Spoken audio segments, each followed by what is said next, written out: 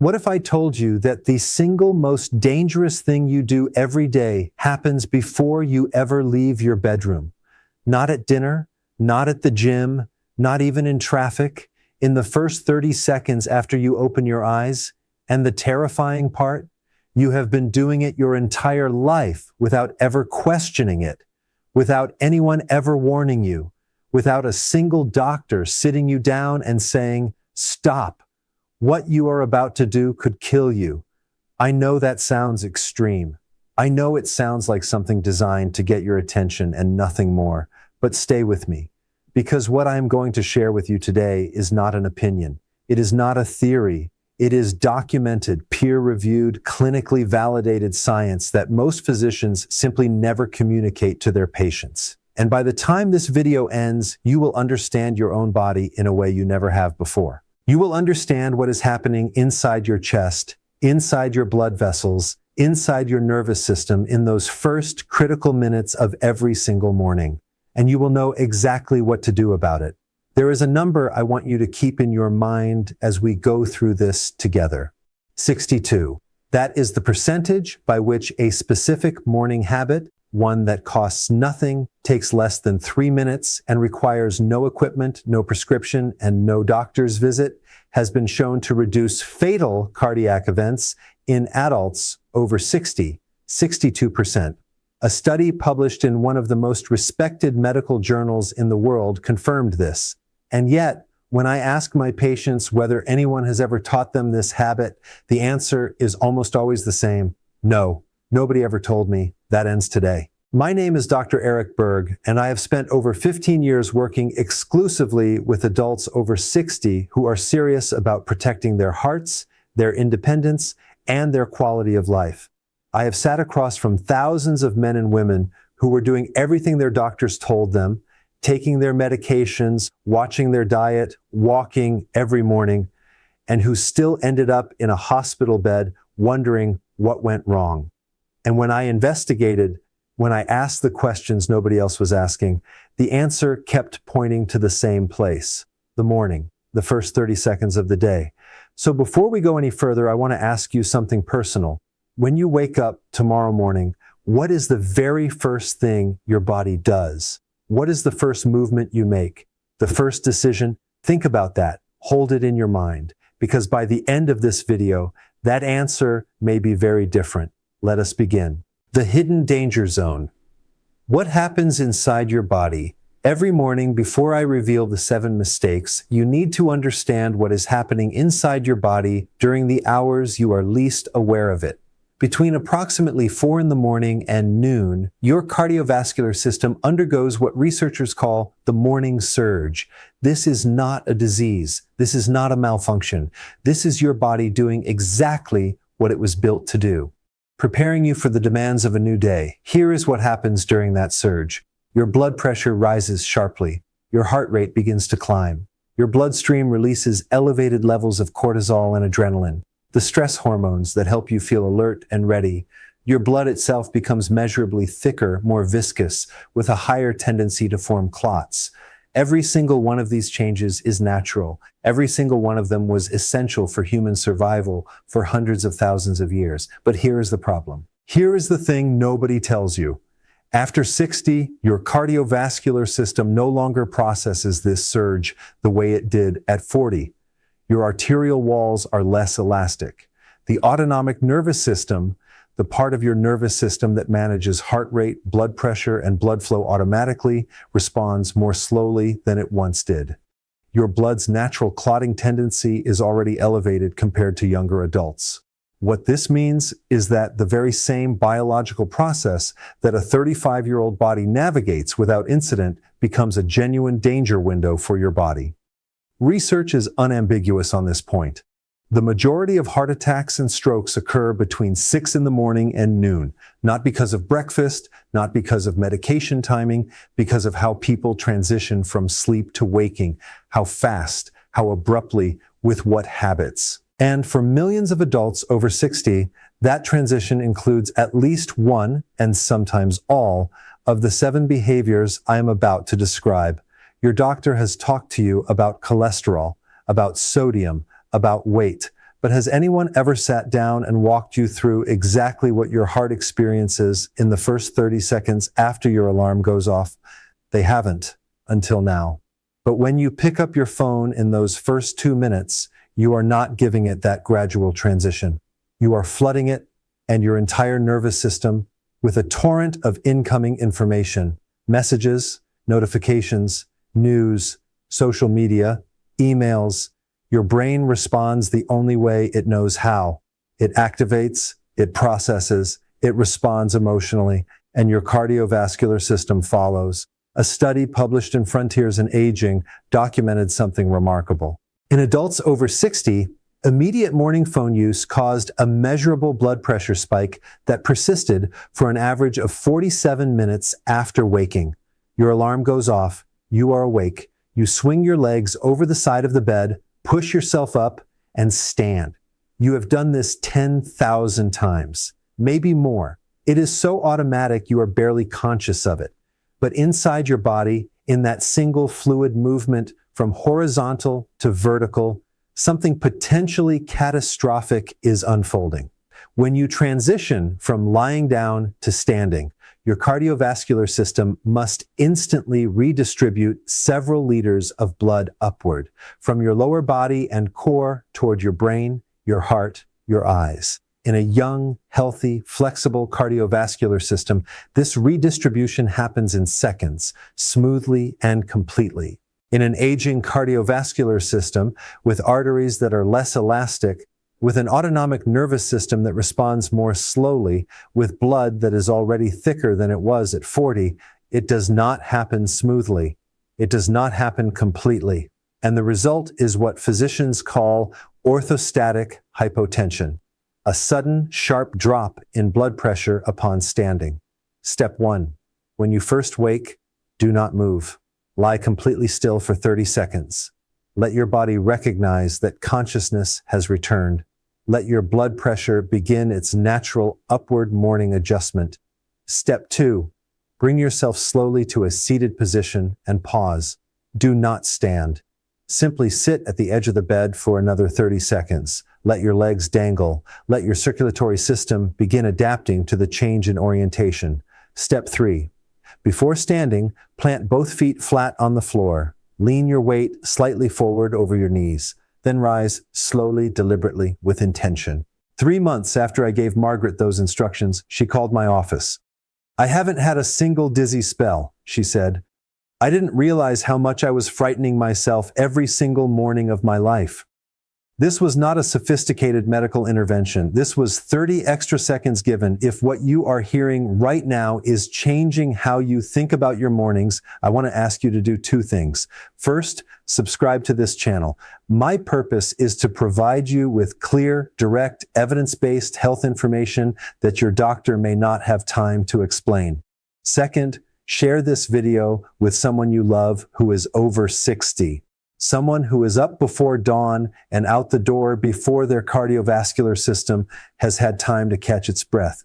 A single share could change someone's morning, and changing someone's morning could change everything. Now, mistake number 4 is one that most people believe they are handling correctly, and most of them are wrong. After the age of 60, your body's relationship with blood sugar undergoes a fundamental shift. Insulin sensitivity changes. The liver continues releasing stored glucose throughout the night, even without food intake. Hormonal regulation of blood sugar becomes less precise. And by the time you open your eyes in the morning, your blood glucose levels are often sitting at an unstable point, either quietly elevated or slightly depleted, depending on your individual physiology. When you skip breakfast entirely, you are asking your cardiovascular system to power the demanding work of waking, moving, and functioning without providing any fuel whatsoever. Your body's response is automatic and immediate.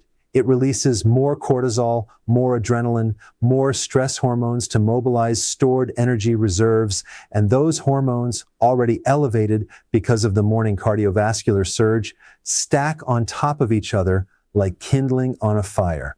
But eating the wrong thing is equally dangerous. A breakfast built on refined carbohydrates, white toast, a pastry, sweetened cereal, a flavored yogurt with added sugars, launches your blood sugar into a sharp, rapid spike.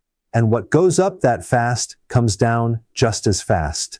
That blood sugar roller coaster has direct and measurable consequences for cardiovascular function. Research published in a prominent medical journal found that adults over 60 who experienced high morning glycemic variability, dramatic blood sugar swings in the first hours of the day, had a 42% higher rate of cardiovascular events compared to those with stable morning blood sugar profiles. 42% higher from breakfast.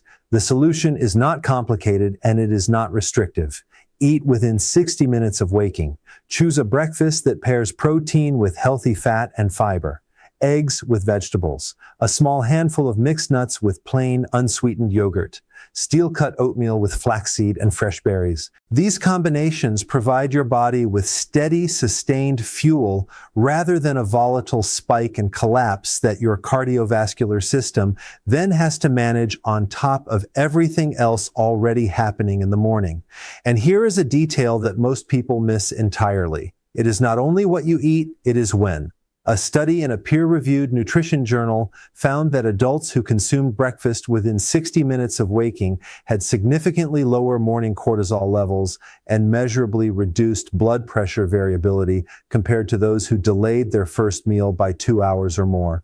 Your heart has been working all night. Feed it correctly, and feed it on time.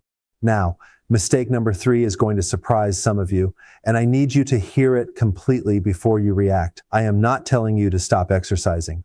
Exercise is one of the most powerful, evidence-backed cardiovascular interventions available to human beings. If you exercise regularly, please continue. What I'm about to tell you is not a reason to stop. It is a reason to reconsider when. Here is the situation your body is in between 6 and 9 in the morning. Blood pressure is elevated, blood is thicker than at any other point in the day. Stress hormones are peaking, your heart is already working harder than it was at midnight, and then many adults over 60 get up and immediately launch into vigorous cardiovascular exercise, running, high-intensity interval training, heavy resistance work, demanding physical exertion that sends the heart rate sharply upward.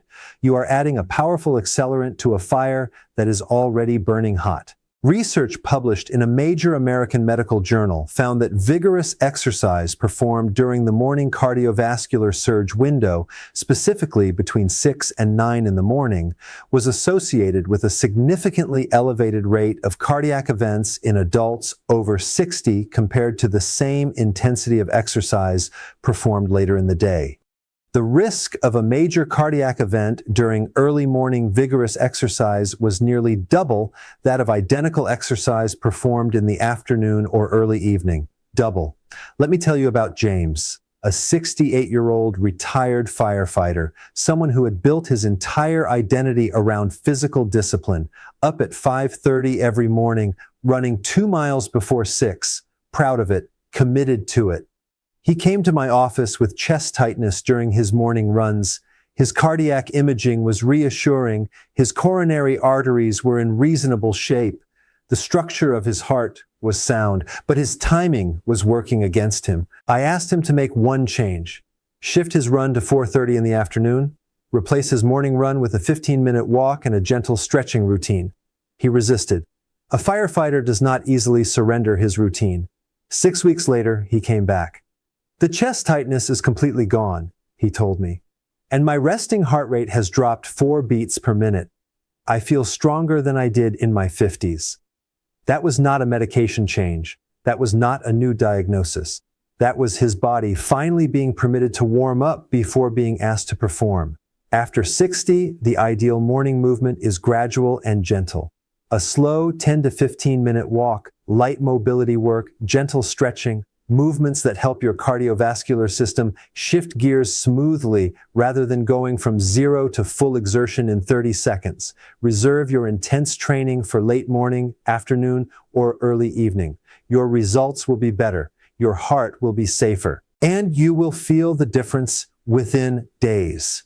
Now, I need you to brace yourself for mistake number 2, because in 15 years of clinical practice, this is the one that most physicians never address, the one that operates completely beneath the radar of conventional medicine. And according to the data, it may be one of the most lethal mistakes on this entire list. You wake up, and before you have even fully registered that consciousness has returned, your mind has already started. It is reviewing yesterday. It is anticipating today, the appointment you are nervous about, the family situation that has no easy resolution, the financial uncertainty, the health concern you have been pushing to the back of your thoughts for weeks. This cognitive and emotional activation occurring before your cardiovascular system has completed its transition from sleep to waking, creates what researchers describe as a cortisol surge stacking on top of an already elevated cortisol baseline.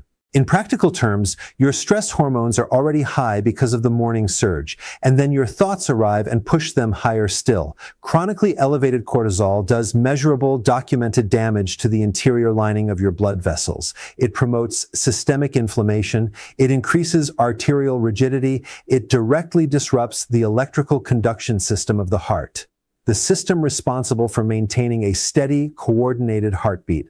A landmark study that followed over 9,000 adults over 60 for 8 years found something that stopped me cold when I first read it. Those who reported high levels of emotional stress upon waking had a 56% higher risk of major cardiac events compared to those who reported calm or neutral waking states. 56%, not from diet, not from physical exertion, from what they were thinking and feeling the moment consciousness returned. The solution is not about eliminating the difficulties in your life. It is about creating a brief, intentional, protected buffer between the moment of waking and the moment of engaging. 2 to 3 minutes. That is all. Lie still. Do not move. Do not plan. Do not review. Simply breathe. Specifically, inhale for 4 counts. Hold for 2. Exhale for 6. This precise breathing pattern activates the parasympathetic nervous system, the body's rest and repair system, and has been shown in clinical studies to measurably counteract the cortisol morning surge. Research documents an average reduction of 8 points systolic blood pressure in adults who practice it consistently every morning. 8 points from breathing from 2 minutes of intentional stillness before your feet touch the floor. I want to tell you about Linda, a 74-year-old retired nurse who came to me after 2 consecutive mornings of heart palpitations before 8 o'clock. Her cardiac workup revealed nothing alarming. Her medications were appropriate. But when I asked her to walk me through her morning minute by minute, the pattern became unmistakable. She was waking at 6, and within 30 seconds, her mind was running. Through her to-do list, through her worry about her daughter's health situation, through the doctor's appointment she had been dreading for weeks. She was flooding her bloodstream with emotional cortisol before her cardiovascular system had completed its morning stabilization. I gave her one instruction. Before you do anything else after waking, lie still for 2 minutes. Breathe slowly. Name 3 things you are grateful for. Nothing elaborate, nothing structured, just 2 minutes of conscious, intentional stillness. 3 weeks later, she called my office. I haven't had a single palpitation, she told me. Her voice was different, steadier. I feel like I finally understand my own body. Why didn't anyone tell me this before? Because nobody was asking the right questions. Until now. Now we arrive at the moment this entire video has been building toward. The number 1 mistake on this list, the one that when corrected, consistently, deliberately, every single morning, has been shown to reduce fatal cardiac events in adults over 60 by 62%. Are you ready? Everything we have discussed today is connected by a single thread: the phone, The coffee before water, the rapid rise from bed, the skipped or wrong breakfast, the intense early exercise, the emotional flooding before the cardiovascular system has stabilized, they are all expressions of the same fundamental error. They all represent a refusal, unintentional, unconscious, habitual, to give your cardiovascular system the transition it needs. Your heart after 60 cannot go from sleep to full function in 30 seconds. It was not designed to. It was never designed to. And when you demand that of it every single morning, day after day, month after month, year after year, the cumulative strain is enormous. A comprehensive study published in a leading aging research journal followed 12,000 adults over 60 for a full decade. The findings were extraordinary. Those who implemented a structured morning cardiovascular transition protocol had a 62% lower rate of major cardiac events during the 6 to 10 in the morning window compared to those who did not follow such a protocol. 62% lower, not from a drug, not from surgery, from a morning routine that takes less than 3 minutes. Here's exactly how to implement it starting tomorrow morning. Step 1, 30 seconds of stillness. When your eyes open, do not move. Lie completely still. Let awareness return gradually. Feel the weight of your body against the mattress. Let your nervous system register that the day has begun without forcing it into high alert. 30 seconds. That is all. Step 2. 4 cycles of intentional breathing. Still lying still, begin your breathing pattern. Inhale slowly for 4 counts. Hold for 2 counts. Exhale completely for 6 counts. Repeat 4 times. This activates your parasympathetic nervous system. It begins moderating your cortisol response. It signals your cardiovascular system that the transition is happening gradually and safely. Step 3, the slow seated transition. Bring yourself to a seated position at the edge of your bed. Move without hurrying. Once seated, pause. 30 more seconds. Let your legs rest at the side of the bed. Let your blood pressure adapt to the change in your body's orientation. Do not stand yet. Step 4, hydration. Before everything, before your feet touch the floor, reach for the glass of water you placed on your nightstand the night before, because tonight, before you sleep, you are going to place one there. Room temperature water, 12 to 16 ounces. Drink it slowly. This is your hydration first protocol. It begins thinning your blood immediately. It begins restoring the arterial elasticity that overnight dehydration has reduced. It is the single most impactful physical intervention in this entire protocol. Step 5, the intentional rise. Plant both feet flat on the floor. Lean your weight slightly forward, then stand slowly, deliberately, with full awareness of what your body is doing. Step 6, gentle first movement. For the first 5 to 10 minutes after standing, move gently. A slow walk through your home, light stretching, small circles with your ankles and wrists, nothing that elevates your heart rate significantly. Your phone remains face down, your coffee is waiting, your to-do list is waiting, your worries are waiting. For 3 minutes, just 3 minutes, your only responsibility is to give your cardiovascular system the runway it needs to take off safely. That is the protocol. That is all of it. 30 seconds of stillness, 4 breathing cycles, a slow seated pause, a glass of water, a deliberate rise, gentle movement, less than 3 minutes, 62% reduction in morning cardiac events. Tonight, before you go to sleep, place a full glass of room temperature water on your nightstand. This single act is the foundation of your new morning routine. Set your alarm 2 minutes earlier than usual. Not for more sleep, for your transition. For the first week, write the 6 steps on a note card and tape it where you will see it immediately upon waking. You are building a new neural pathway. New habits require external reminders in the beginning. Within 3 days, you will notice something. That heavy, groggy, disoriented feeling that many adults over 60 experience in the early morning, the feeling most people attribute simply to aging, will begin to lift more quickly. Much of that grogginess is not age. It is the physiological consequence of an abrupt morning cardiovascular transition. When you smooth that transition, the grogginess often clears faster. Within 1 week, your morning energy will feel more stable.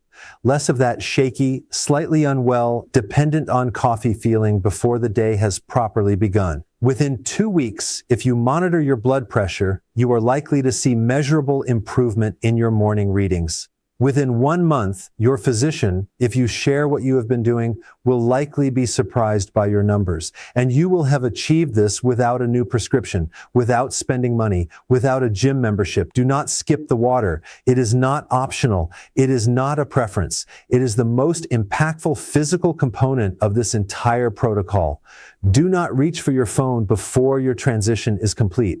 2 minutes, the phone will be there, the news will be there, everything will be exactly where you left it. 2 minutes will not cost you anything except a spike in blood pressure that could last 47 minutes. Do not abandon this protocol because you missed a morning. You are not building perfection. You are building a habit. Habits are constructed through consistency across time, not through flawless execution every single day. Miss a morning, start again the next morning. Do not underestimate the breathing. The 4-2-6 pattern is not a relaxation suggestion. It is a clinically validated cardiovascular intervention with measurable documented effects on blood pressure, cortisol levels, and heart rate variability. Treat it with the seriousness it deserves. I want to tell you about William. 78 years old, retired engineer, precise, disciplined, evidence-driven. He had survived a minor cardiac event 2 years before he came to see me. His cardiologist had adjusted his medications, had told him to eat better, walk more. Good advice, necessary advice. But incomplete advice. Nobody had asked him about his mornings. When he described his routine, I recognized every single mistake we have discussed today. Phone in hand within 30 seconds of waking, standing up immediately from bed, coffee before water, out the door for a brisk walk by 6:15, right in the middle of the morning cardiovascular surge window. Every mistake, every morning, for decades. I walked him through the transition protocol. He was skeptical the way engineers are skeptical. He wanted evidence, not encouragement. So I gave him the studies, the data, the specific research findings. He went home and implemented it precisely. 4 weeks later, a message came through his patient portal. Dr. Berg, my morning blood pressure readings have dropped an average of 11 points over the past 4 weeks. I feel less anxious before 8 in the morning than I have in years. I had no idea I was working directly against my own heart every single day. Now I know. And now I do differently. William did not need another medication. He needed information. And when he received that information, he used it, because that is what people do when someone finally gives them the truth. That is what you are doing right now. Here is what I am asking. Implement this morning transition protocol for 30 days, just 30 days. Tonight, place a glass of room temperature water on your nightstand. Tomorrow morning, follow the 6 steps.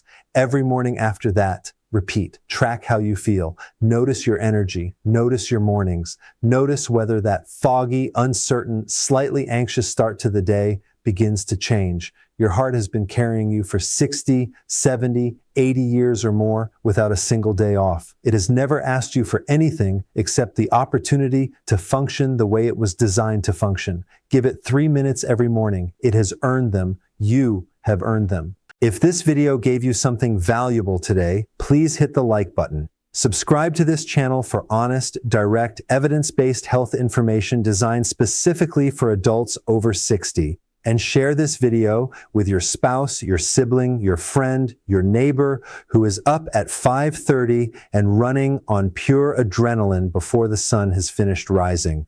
You might change their morning, and in changing their morning, you might change everything. Now I want to hear from you. Which of these 7 morning mistakes surprised you the most? Which one did you recognize in your own daily routine? Share your answer in the comments below. I read every single one, not because I have to, but because the conversations in this community are as important as anything said in this video. Your body is not broken. Your morning routine may be. And now, for the first time, you know exactly how to fix it. Take care of yourself. I will see you in the next one.